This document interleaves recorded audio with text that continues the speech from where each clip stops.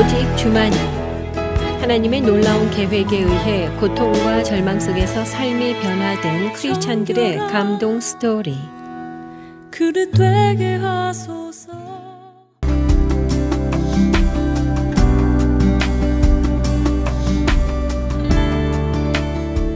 안녕하세요. 춘천 한마음교회 김명동입니다. 제 이름을 들으시면서 명동? 어머, 이름 특이하네 하시는 분이 계실 텐데요. 제 이름이 명동이가 된 데는 이유가 있습니다. 우리 부모님은 두 분 다 초등학교도 못 다니셨고 농사를 지으셨는데요. 자식들이라도 잘 살기 원하는 마음에 부자들하고 땅값 가장 비싼 명동이라고 지으셨어요. 그러나 이름이 명동이라고 부자가 되는 것은 아니더라고요. 부활하신 예수님을 만나 제 이름대로 최고의 부자가 된 제 간증을 나누려고 합니다. 저는 모태신앙이고 우리 부모님은 저를 위해 기도를 많이 해주셨는데요. 사실 제가 더 원했던 것은 모태신앙이 아니라 모태미녀나 탁월한 유전자였어요. 하지만 외모도 재능도 부모님의 재력도 무엇 하나 만족할 만한 것이 없었어요. 그래도 머리는 좋아 보인다고들 하시는데요. 중3 고입 선발고사가 끝나고 있었던 일이에요. 담임선생님께서 학생들 한 명 한 명을 불러 진학지도를 하시며 IQ를 알려주셨어요. 그런데 저만 안 알려주시는 거예요. 저는 제 머리가 너무 좋아 교만할까 봐 안 알려주셨다고 생각했는데요. 나중에 알고 보니 잘못된 것인지 모르겠지만 IQ 90이라는 돌고래 IQ에도 좀 못 미치더라고요. 부모님은 나이 많으셨고 형제들은 다 평범했어요. 무엇 하나 타고난 것이 없다고 생각하니 전 참 복이 없는 사람이라는 생각이 들었어요. 그래서 그랬는지 매사에 예민해서 저게 백말띠라서 저래 부모 잡아먹지 하는 말을 늘 듣고 살았습니다. 초등학교 4학년 때는 주문진으로 이사를 했는데요. 전학온 학교에서 선생님께 차별을 받았어요. 농사를 짓느라 바빴던 부모님은 한 번도 학교에 찾아오지 못하셨는데 촌지가 일상화되어 있었던 때라 이것이 차별받는 이유라고 생각한 저는 꼭 성공해서 내 자식들에게만은 절대로 가난을 대물림하지 않겠다고 다짐했습니다. 이런 제 마음을 알 리 없었던 우리 부모님은 초등학교 5학년인 저에게 농사지은 야채를 시장에 가서 팔아오라고 하셨어요. 어느 날 리어카를 끌고 시장에 갔는데 담임선생님께서 장을 보러 오신 거예요. 혹시라도 보실까봐 또 친구들이라도 만날까봐 하루 종일 마음 졸이며 있었던 기억이 납니다. 또 농번기 때는 부모님 대신 영세민 7호 사업장에도 내보내셨어요. 그곳에서 주로 제방, 하천, 도로 정비 사업 같은 일을 했습니다. 친구들 앞에서 당당하고 근사하고 싶은데 상황은 자꾸 이렇게 되어가니 많이 속상하더라고요. 그러면서 열등감은 커져갔고 남들의 시선이나 평가에 집착하는 사람, 속사정을 솔직하게 얘기하지 못하고 거짓으로 위장하는 사람이 되었습니다. 수업 시간엔 칠판이 뚫어져라 초집중했고요. 악착같이 공부를 하니 성적은 상위권이었어요. 이런 저를 부모님은 시집간 언니가 있는 서울로 중3 때 전학을 시켜주셨어요. 주문진 말로 김명동이래요 하면 천뜩이라고 무시당할까 봐 서울말을 맹연습했어요. 그리곤 안녕 난 김명동이라고 해 라며 세련된 서울 말투로 첫인사를 했습니다. 서울에서도 열심히 공부했어요. 고3 땐 진학을 결정해야 했는데요. 연세 많으신 우리 부모님은 두 분 다 일제강점기와 6.25를 겪으셨어요. 교사는 그때도 직업을 박탈당하지 않았대요. 그래서 나라를 잃어도 전쟁이 나도 안정적인 교사를 시키고 싶으셔서 교대 진학을 원하셨는데요. 학교 선생님이라는 직업이 성에 차지 않았던 저는 부모님의 기대도 선생님의 권유도 다 거절하고 일반 사립대학을 갔습니다. 그곳에는 국회의원, 교수, 사성장군 등 잘 나가는 분들의 자제들이 있었어요. 자랑할 것 하나 없는 저는 그 당시 유명한 국회의원인 김형래라는 분을 우리 아버지라고 했어요. 우리 아버지 성함이 그분과 같았거든요. 농사짓는 부모님께 제 대학 등록금은 너무 부담되는 액수였어요. 결국 저는 1학년 2학기 때 야간으로 옮겨 낮에는 일을 하며 학교를 다녔어요. 그렇게 2학기를 다녔지만 아르바이트비로는 더 이상은 안 되겠더라고요. 그래서 2학년 1학기를 마치고 자퇴를 했습니다. 그리고 엄마가 계신 강릉으로 내려가 수학 강사 생활을 시작했는데요. 그곳은 비평준화 지역이라 학원 간 경쟁이 치열했고 무자격 강사가 있다는 제보만 입수되면 불시에 교육청에서 나와서 수업하고 있는 강의실 문을 열고 주민등록번호를 물어보는 거예요. 대학 졸업을 하지 않아 불법 강사였던 저는 등록된 다른 강사의 주민등록번호를 외워두어야 했고요. 어떤 때는 학원을 도망 나와 들어오라는 연락을 받을 때까지 다방에서 기다리기도 했어요. 이런 제 신세가 화가 나고 대학 졸업장만 있으면 행복할 것 같았어요. 그렇게 10여 년 학원 강사 생활을 하던 중 재입학제도라는 것이 생겨 제가 다닌 3학기를 인정해 준다는 거예요. 그래서 큰 꿈을 품고 대학으로 들어왔는데 11년 아래 동생들과 경쟁하는 것도 쉽지 않았지만 그새 유학까지 마치고 교수가 된 동기들에게 교수님이라고 불러야 하는 상황은 더욱 비참했습니다. 대학에 다시 돌아올 땐 임용고시를 치를 계획이었기 때문에 3학년 여름방학 때부터는 노량진 고시학원도 다녔어요. 그런데 하루 종일 강의를 듣고 돌아서면 머리가 하얘지는 거예요.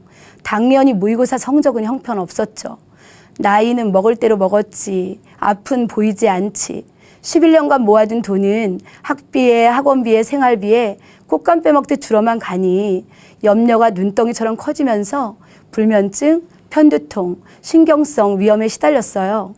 그리고 어느 날부터인가 전철역에 서면 달려오는 전동차에 뛰어들고 싶은 자살 충동이 너무 심해 플랫폼 가까이 설 수가 없었어요. 어느 늦가을 가을바람이 마음 바닥까지 후벼 파면서 외로움이 주체할 수 없이 밀려오는데 저도 모르게 원망이 툭 터져 나왔어요. 하나님이 살아 계시다면 남자친구 한 명으로도 해결될 수 있는 외로움조차 해결 못 해주십니까?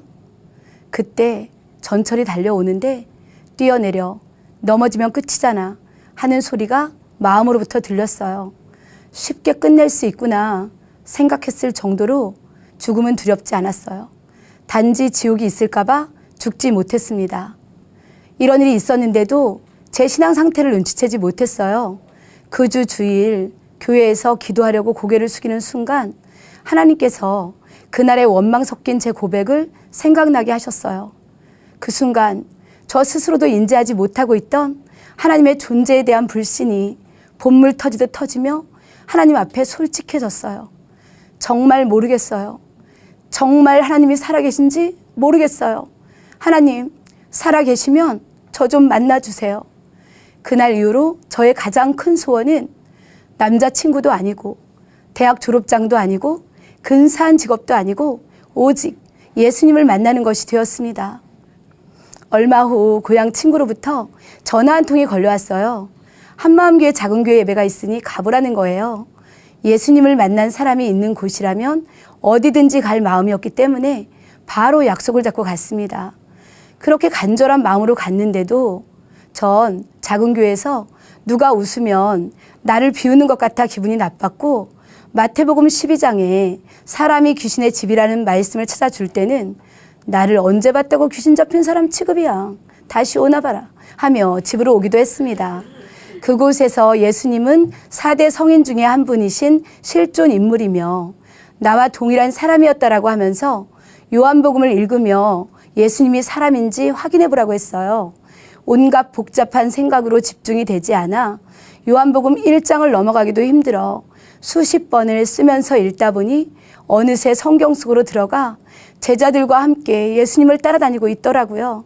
그렇게 예수님을 따라다니며 그분을 보니 예수님은 정말 저와 동일한 사람이었습니다. 그 순간 전 머릿속이 하얗게 되었어요. 왜냐하면 성경은 당연히 하나님의 말씀이고 예수님은 당연히 하나님의 아들이라고 믿고 있을 때는 성경을 읽는데 아무 무리가 없었어요. 다 아멘 아멘이었죠. 하나님의 아들이시니 물로 포도주를 만드신 것도 죽은 나사로를 살리신 것도 죽고 부활하신 것도 당연하다고 생각했었어요.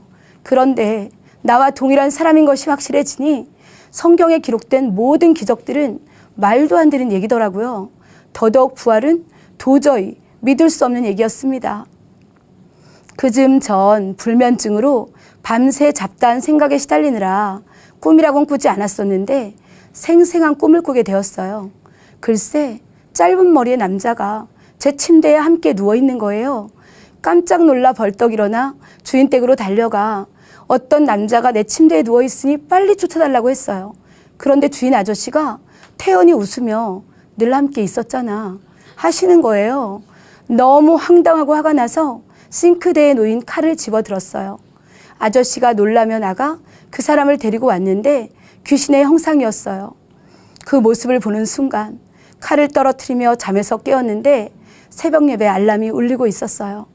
제 몸은 사시나무 떨듯 떨고 있었고 땀에 흠뻑 젖어 있었어요. 새벽 예배를 가야 하는데 너무 무서웠어요. 무서워서 못 가요 하고 외쳤어요. 여기서 지면 영원히 진다 하는 소리가 마음으로부터 들렸어요. 저 이길 거예요 하며 벌떡 일어나 집을 나섰습니다. 평소 다녔던 길인데 어두운 새벽길에 그 형상이 이 골목 저 골목에서 갑자기 튀어나올 것 같아 너무 무서웠어요. 찬송가라도 부르고 싶었는데 하나도 생각이 나지 않는 거예요. 그때 요한복음 8장 말씀이 생각이 나면서 거짓의 아비 마귀에게서 나서 네가 그렇게 거짓말을 하는 거야 라고 하시는데 할 말이 없었어요. 저는 거짓의 아비 마귀의 자식이었습니다. 어떻게 교회를 갔는지 모르겠고 울며 불며 살려달라고 부르짖었어요. 그리고 집으로 돌아왔을 때 고린도전서 15장을 읽을 생각이 났어요. 그래서 읽어 내려가는데 성경대로 그리스도께서 우리 죄를 위하여 죽으시고 장사 지낸 바 되었다가 성경대로 사흘 만에 다시 살아나사 이 구절이 살아 움직이는 거예요. 부활하신 예수님이 제 앞에 딱 서 계시는 것만 같았어요. 부활하신 예수님을 만나니 순식간에 모든 말씀들이 한 줄로 깨어지며 다 믿어졌어요. 예수님은 성경대로 우리 죄를 위하여 죽으시고 성경대로 다시 살아나신 창조주 하나님이셨습니다.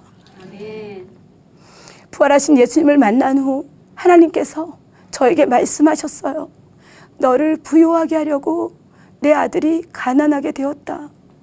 너를 강건하게 하려고 내 아들이 채찍에 맞았다. 너를 깨끗하게 하려고 내 아들이 십자가에서 물과 피를 다 쏟았다. 그리고 이 모든 것을 너에게 주려고 너의 주인 되기 위해 내 아들이 죽고 부활했다. 이제는 회개하고 내 아들을 믿고 내게 돌아와 이 모든 것을 누리라고요. 전능자가 사람으로 오셔서 다 이루셨더라고요. 다 주고 가셨더라고요. 더 이상 어떤 문제도 남기지 않으셨더라고요. 별 볼 일 없는 태생 때문에 뜻대로 되지 않는 현실 때문에 불행하고 힘든 게 아니었어요. 예수님께서 예언대로 사람으로 오셔서 다 이루셨고 예언대로 부활하셔서 믿을 만한 증거를 주셨는데도 예수님을 믿지 않아서 이루신 것을 싹 다 무시하고 하나도 누리지 못하고 산 거였어요. 저는 아들을 내어주시고 그 생명값으로 다 이루시고 부활로 믿을 만한 증거를 주신 하나님 앞에서 예수님 믿지 않은 죄를 회개하고 예수님을 제 마음의 주인으로 모셨습니다. 아멘. 예수님 믿지 않고 산 죄가 얼마나 악랄하고 무서운 죄인지 알고 하나님 앞에 너무너무 죄송했는데요. 하나님께서는 다 일어났는데 믿지 않아서 유리하며 고생하는 제 모습이 더 가슴 아팠다고 하셨어요. 그때 하나님의 마음이 제 마음에 그대로 임했어요. 그래서 눌리고 포로되어 사는 사람들을 보면 왜 그런지 아니까, 또 하나님께서 얼마나 가슴 아파하시며 기다리실지 아니까 그냥 있을 수가 없는 거예요. 그래서 만나는 사람마다 복음을 전했어요. 그리고 병원에도 전도하러 많이 갔어요. 한 번은 자신을 데리러 온 검은 도포를 입은 존재가 보여 죽음의 공포로 벌벌 떨고 있는 위암 말기 환자를 만났는데요. 부활의 증거로 예수님 믿지 않은 죄를 회개하시고 예수님을 주인으로 믿고 웃으면서 천국에 가셨어요. 그 아내분은 불교 신자였는데요. 지금은 죽음을 이긴 부활의 능력을 간증하러 다니는 전도자가 되었어요. 증거가 확실하니까 복음을 전하기가 참 쉬워요. 부활하신 예수님을 만나니 저를 오랫동안 힘들게 했던 불면증, 편두통, 자살 충동도 즉시로 떠났어요. 예민 까칠했던 제가 무한 긍정이 보기 좋다는 말을 많이 듣는데요. 긍정이라기보다는 부활로 예수님께서 다 이루신 것을 믿음으로 누리는 것이죠. 더 이상 국회의원이 우리 아버지라고 거짓말할 이유가 없어졌어요. 전능하신 하나님이 아버지가 되셨으니까요. 부활하신 예수님을 만날 수 있도록 기도해 주신 우리 부모님은 최고의 유산을 남겨준 최고의 부모님이셨습니다. 전능자를 만나고 보니 모태신앙은 모태미녀나 탁월한 유전자와는 비교할 수 없는 축복이더라고요.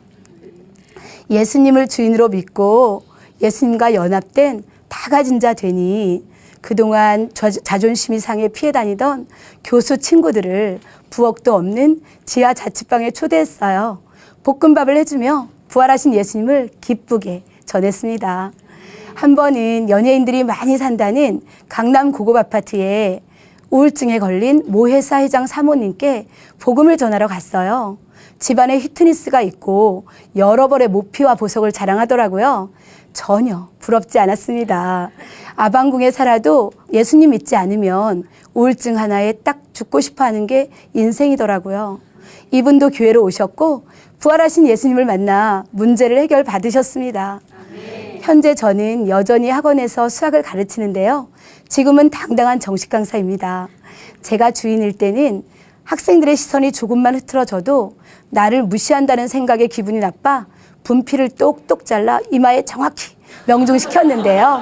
지금은 새벽마다 그리고 아이들이 문제를 풀 동안에 한 명 한 명 이름을 불러가며 어둠이 떠나고 머리를 맑게 해주시기를, 그리고 나중에 천국에서 다 만날 수 있게 해주시기를 기도하며 온 마음으로 최선을 다해 가르치는데요. 40점대였던 학생이 학원에 온 지 얼마 되지 않아 100점을 받은 경우도 있었고요. 이번 학기 중간고사에선 제가 가르치는 학생의 절반이 100점을 받았어요. 수업 시간마다 졸음을 견디지 못해하는 학생이 있었는데요. 혹시 밤에 잠을 못 자니? 하고 물어봤더니 귀신이 보여 한숨도 못 잔다는 거예요. 그래서 복음을 전했어요. 복음을 들은 후 귀신이 떠나고 단잠도 자게 되니 성적이 쑥쑥 올라 명문고를 갔습니다. 또 여러 번 자살을 시도했던 한 학생은 생명이 자기 것인 줄 알고 자기 마음대로 죽으려고 했다면서 회개하고 밝은 아이로 변화되었어요. 공부를 못한다고, 얼굴이 못생겼다고 존재감 없고 자신감 없어 하는 아이들에게 지금 살아계신 예수님이 주인만 되면 대박이라고 얘기할 수 있으니 더욱 행복합니다. 지금 있는 이곳에서 제게 맡겨진 아이들을 더욱 사랑으로 섬기며 부활하신 예수님을 전하며 살겠습니다. 감사합니다. 오직 주만이 이 시간은 춘천 한마음교회와 함께하는 열린 간증의 시간입니다. 신앙 간증을 다시 듣기 원하시는 분들은 방송국 전화 847-583의 영원 구원번호로 연락 주시기 바랍니다. 모양이 금 그릇은 그릇